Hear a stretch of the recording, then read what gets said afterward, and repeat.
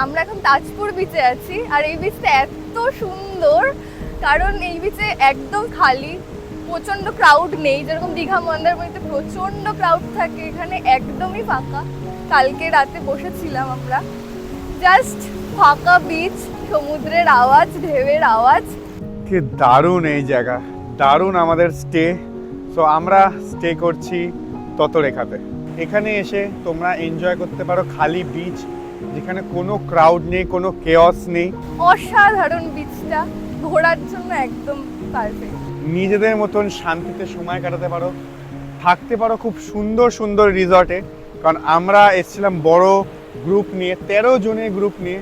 তো আমরা ছিলাম ততরেখাতে, বোম্বে সি রিসর্টে, সি ওয়েভে অ্যান্ড দি প্রমিসে।